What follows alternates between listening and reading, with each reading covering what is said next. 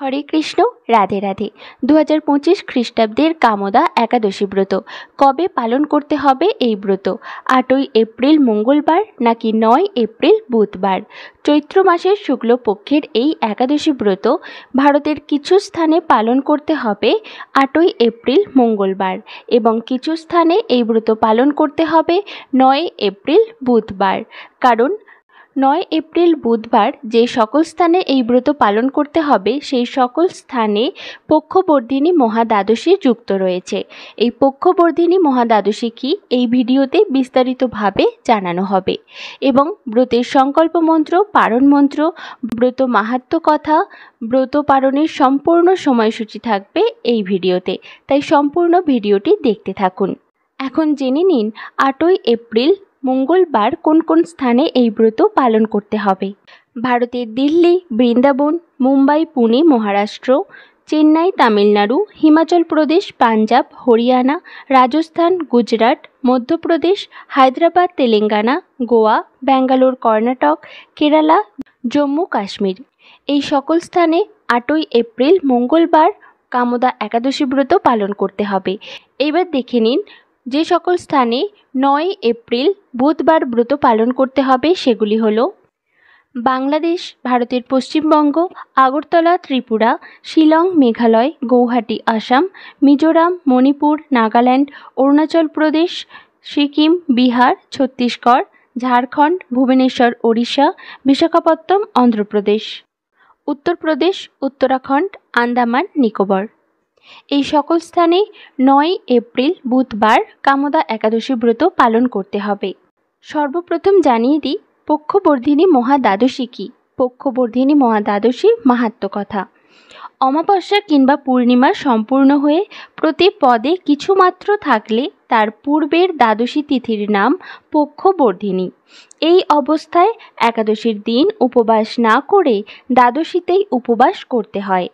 অনন্ত কলুষ বিনাশকারী এই দ্বাদশী পরিত্যাগকারীকে বহু বছর নরকে বাস করতে হয়। যে মাসে পক্ষবর্ধিনী হয় শ্রীহরির সেই মাসের নাম অনুসারে তাকে ভক্তি সহকারে পূজা করতে হয়।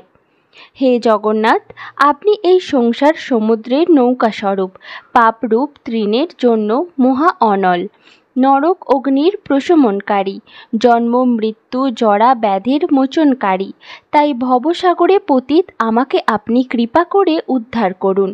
হে পদ্মনাভ, আমার নিবেদিত এই অর্ঘ্য গ্রহণ করুন। আপনাকে আমি প্রণাম জানাই। এইভাবে শ্রীহরিকে অর্ঘ্য নিবেদন করে নৈবেদ্য ও সুস্বাদু ফলমূল অর্পণ করতে হয়। নিজ সামর্থ্য মতো যত্ন সহকারে শ্রীহরির গুণ কীর্তন ও রাত্রি জাগরণে এই ব্রত পালন করতে হয়। এই ব্রত পালনে 10,000 অশ্বমেধ যজ্ঞের ফল লাভ হয়ে থাকে। এই হলো পক্ষবর্ধিনী মহাদ্বাদশী ব্রত মাহাত্ম্য কথা। এবার জেনে নিন একাদশী ব্রতের সংকল্প করবেন কিভাবে। একাদশীর আগের দিন, একাদশীর দিন এবং একাদশীর পর দিন, এই 3 দিনই যারা আমিষ আহারী তারা সম্পূর্ণভাবে আমিষ আহার বর্জন করবেন এবং একাদশীর দিন ভোরে শয্যা ত্যাগ করে শুচিশুদ্ধ হয়ে শ্রীহরির মঙ্গল আরতিতে অংশগ্রহণ করতে হয়। শ্রীহরির পাদপদ্মে প্রার্থনা করতে হয়, হে শ্রীকৃষ্ণ, আজ যেন এই মঙ্গলময়ী পবিত্র একাদশী সুন্দরভাবে পালন করতে পারি, আপনি আমাকে কৃপা করুন। এবং ভগবানের চরণে তুলসীপত্র ও রাধারানীর চরণে পুষ্প অর্পণ করে সংকল্প করতে হয়, সংকল্প মন্ত্র উচ্চারণ করে। সংকল্প মন্ত্র এই ভিডিওর স্ক্রিনে দেওয়া হলো। একাদশীতে শস্য মধ্যে সমস্ত পাপ অবস্থান করে, তাই চাল, ডাল, আটা, ময়দা, সুজি, সরিষা আদি জাতীয় খাদ্যদ্রব্য একাদশীর দিনে বর্জন করা উচিত। নির্জলা উপবাসে অসমর্থ ব্যক্তি জল, দুধ, ফল মূল এমনকি আলু, পেঁপে, কলা, ঘিয়ে বা বাদাম তেল অথবা সূর্যমুখী তেলে রান্না অনুকল্প প্রসাদ রূপে গ্রহণ করতে পারেন। রবি শস্য যেমন ধান, গম, ভুট্টা, ডাল ও সরিষা ও সয়াবিন তেল অবশ্যই বর্জনীয়।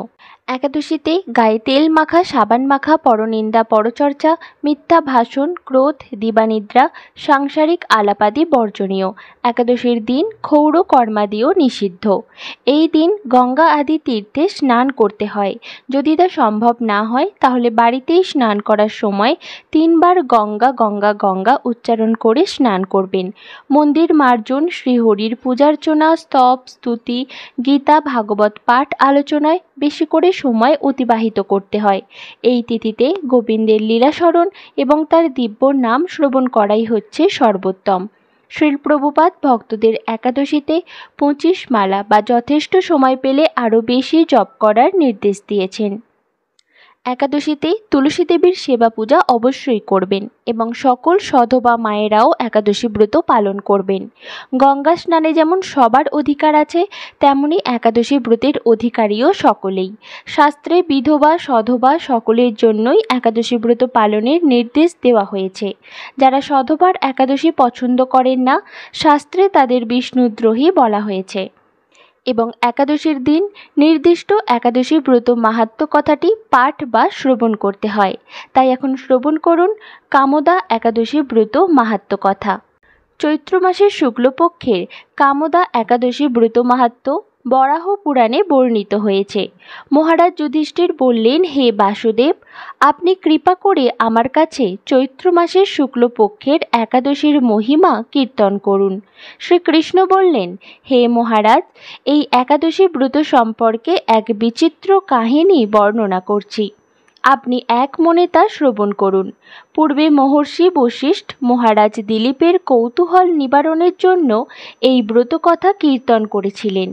ঋষি বশিষ্ঠ বললেন, হে মহারাজ, চৈত্র মাসের শুক্লপক্ষের একাদশীর নাম কামদা। এই তিথি পাপনাশক ও পুণ্যদায়িনী। পূর্বকালে মনোরম নাগপুরে স্বর্ণ নির্মিত গৃহে বিষধর নাগেরা বাস করত। তাদের রাজা ছিলেন পুণ্ডরিক। গন্ধর্ব, কিন্নর ও অপ্সরাদের দ্বারা তিনি সেবিত হতেন। সেই পুরী মধ্যে অপ্সরা শ্রেষ্ঠ ললিতা ও ললিত নামে গন্ধর্ব স্বামী স্ত্রী রূপে ঐশ্বর্যপূর্ণ এক গৃহে পরম সুখে দিন যাপন করত। একদিন পুণ্ডরিকের রাজসভায় ললিত একা গান করছিল। এমন সময় ললিতার কথা তার মনে পড়ল। ফলে সঙ্গীতের স্বর, লয়, তাল, মানের বিপর্যয় ঘটল। কর্কটক নামে এক নাগ ললিতের মনোভাব বুঝতে পারল। গানের ছন্দভঙ্গের ব্যাপারটি সে পুণ্ডরিক রাজার কাছে জানালো। তা শুনে সর্পরাজ ক্রোধ ভরে কামাতুর ললিতকে, রে দুর্মতি, তুমি রাক্ষস হও বলে অভিশাপ দান করল। সঙ্গে সঙ্গে সেই ললিত ভয়ঙ্কর রাক্ষস মূর্তি ধারণ করল। তার হাত 10 যোজন বিস্তৃত, মুখ পর্বত গুহা তুল্য, চোখ দুটি প্রজ্বলিত আগুনের মতো, ঊর্ধ্বে 8 যোজন বিস্তৃত প্রকাণ্ড এক শরীর সে লাভ করল। ললিতের এরকম ভয়ঙ্কর রাক্ষস শরীর দেখে ললিতা মহা দুঃখে চিন্তায় ব্যাকুল হলেন। স্বেচ্ছাচারী রাক্ষস ললিত দুর্গম বনে ভ্রমণ করতে লাগলো। ললিতা কিন্তু তার সঙ্গ ত্যাগ করল না। ললিত নির্দয়ভাবে মানুষ ভক্ষণ করত। এই পাপের ফলে তার মনে বিন্দুমাত্র শান্তি ছিল না। পতির সেই দুরবস্থা দেখে ব্যথিত চিত্তে রোদন করতে করতে ললিতা গভীর বনে প্রবেশ করল।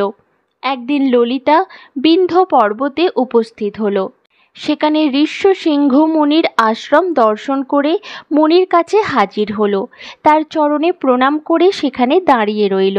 মুনিবর জিজ্ঞাসা করলেন, হে সুন্দরী, তুমি কে, কার কন্যা, কি কারণেই বা এই গভীর বনে এসেছ, তা সত্য করে বলো। তদুত্তরে ললিতা বলল, হে প্রভু, আমি বীরধন্যা গন্ধর্বের কন্যা। আমার নাম ললিতা। আমার পতির পিশাচত্ব দূর হয় এমন কোনো উপায় জানবার জন্য এখানে এসেছি। তখন ঋষি বললেন, চৈত্র মাসের শুক্লপক্ষের কামদা নামে যে একাদশী আছে, তুমি সেই ব্রত যথাবিধি পালন করো। এই ব্রতের পূর্ণ ফল তোমার স্বামীকে অর্পণ করলে তৎক্ষণাৎ তার সমস্ত পাপ বিনষ্ট হবে। বশিষ্ঠ ঋষি বললেন, হে মহারাজ দিলীপ, মুনির কথা শুনে ললিতা আনন্দ সহকারে কামদা একাদশী পালন করল। তারপর ব্রাহ্মণ ও বাসুদেবের সামনে পতির উদ্ধারের জন্য আমি যে কামদা একাদশীর ব্রত পালন করেছি তার সমস্ত ফল আমার পতির উদ্দেশ্যে অর্পণ করলাম। এই পুণ্যের প্রভাবে তার পিশাচত্ব দূর হোক। এই কথা উচ্চারণ মাত্রই ললিত শাপমুক্ত হয়ে দিব্য দেহ প্রাপ্ত হল। পুনরায় গন্ধর্ব দেহ লাভ করে ললিতার সাথে সে মিলিত হল। তারা বিমানে করে গন্ধর্ব লোকে গমন করল। হে মহারাজ দিলীপ, এই ব্রত যত্ন সহকারে সকলেরই পালন করা কর্তব্য। এই ব্রত ব্রহ্মহত্যা, পাপ বিনাশক এবং পিশাচত্ব মোচনকারী। এই ব্রত কথা শ্রদ্ধাপূর্বক পাঠ ও শ্রবণে বাজপেয় যজ্ঞের ফল লাভ হয়। এই হলো কামদা একাদশী ব্রত মাহাত্ম্য কথা। একাদশী ব্রত পালন করে পালন করবেন কিভাবে? একাদশী ব্রতের পরদিন প্রাতঃস্নান সেরে ভগবানের সেবা পূজা করে সময়ের মধ্যে ভগবানকে শস্য জাতীয় ভোগ নিবেদন করে ভগবানের অনুকল্প প্রসাদ রূপে সেটি গ্রহণ করবেন এবং পারণ মন্ত্র উচ্চারণ করবেন। পারণ মন্ত্র এই ভিডিওর স্ক্রিনে দেওয়া হলো। সময়ের মধ্যে মানে 2025 খ্রিস্টাব্দের কামদা একাদশী ব্রত পালনের সময়সূচি আছে, তার মধ্যে সেই সময়সূচি প্রদান করা হচ্ছে, দেখে নিন। যে সকল স্থানে 8ই এপ্রিল ব্রত, সেই সকল স্থানে 9 এপ্রিল ব্রত পালন করতে হবে এবং যে সকল স্থানে 9 এপ্রিল ব্রত, সেই সকল স্থানে 10ই এপ্রিল ব্রত পালন করতে হবে। যে সকল স্থানে 8ই এপ্রিল ব্রত, সেই সকল স্থানের পালনের সময়সূচি প্রদান করা হচ্ছে, দেখে নিন। দিল্লি 6টা 2 থেকে 10টা 15, বৃন্দাবন 6টা 1 থেকে 10টা 14, মুম্বাই 6টা 25 থেকে 10টা 35, পুনে 6টা 22 থেকে 10টা 31, নাগপুর 6টা 59 থেকে 10টা 10, চেন্নাই তামিলনাড়ু 5টা 59 থেকে 10টা 7, হিমাচল প্রদেশ 5টা 59 থেকে 10টা 15, পাঞ্জাব 6টা 7 থেকে 10টা 22, হরিয়ানা 6টা 5 থেকে 10টা 19, রাজস্থান 6টা 17 থেকে 10টা 30, গুজরাট 6টা 27 থেকে 10টা 39, মধ্যপ্রদেশ 6টা থেকে 10টা 12, হায়দ্রাবাদ তেলেঙ্গানা 6টা 4 থেকে 10টা 13, গোয়া 6টা 23 থেকে 10টা 31, ব্যাঙ্গালোর কর্ণাটক 6টা 10 থেকে 10টা 17, কেরালা 6টা 16 থেকে 10টা 22, জম্মু কাশ্মীর 6টা 8 থেকে 10টা 24। এই সকল স্থানে 8ই এপ্রিল ব্রত এবং 9 এপ্রিল এই সময়ের মধ্যে পালন করবেন।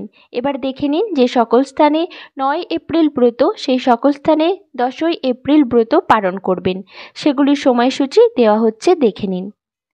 বাংলাদেশ 5টা 48 থেকে 9টা 47, পশ্চিমবঙ্গ 5টা 20 থেকে 9টা 31, উত্তরপ্রদেশ 5টা 48 থেকে 10টা 1, ভুবনেশ্বর ওড়িশা 5টা 32 থেকে 9টা 42, ঝাড়খণ্ড 5টা 31 থেকে 9টা 43, বিহার 5টা 29 থেকে 9টা 42, ছত্তিশগড় 5টা 47 থেকে 9টা 58, শিলং মেঘালয় 5টা 4 থেকে 9টা 17, গৌহাটি আসাম 5টা 4 থেকে 9টা 17, আগরতলা ত্রিপুরা 5টা 8 থেকে 9টা 20, মিজোরাম 5টা 2 থেকে 9টা 13, মণিপুর 4টে 56 থেকে 9টা 9, নাগাল্যান্ড 4টে 53 থেকে 9টা 6, অরুণাচল প্রদেশ 4টে 57 থেকে 9টা 11, সিকিম 5টা 16 থেকে 9টা 30, উত্তরাখণ্ড 5টা 51 থেকে 10টা 6, বিশাখাপত্তনম অন্ধ্রপ্রদেশ 5টা 44 থেকে 9টা 54,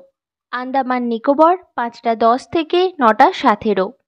এই সকল স্থানে 10ই এপ্রিল ব্রত পালন করবেন। ভগবানের সন্তুষ্টি বিধানের জন্য প্রত্যেকটি একাদশী ব্রত অবশ্যই পালন করুন। আজকের এই ভিডিও এই পর্যন্তই। সকলে ভালো থাকুন, সুস্থ থাকুন। হরে কৃষ্ণ, রাধা রাধা। ওম নমো ভগবতে বাসুদেবায়।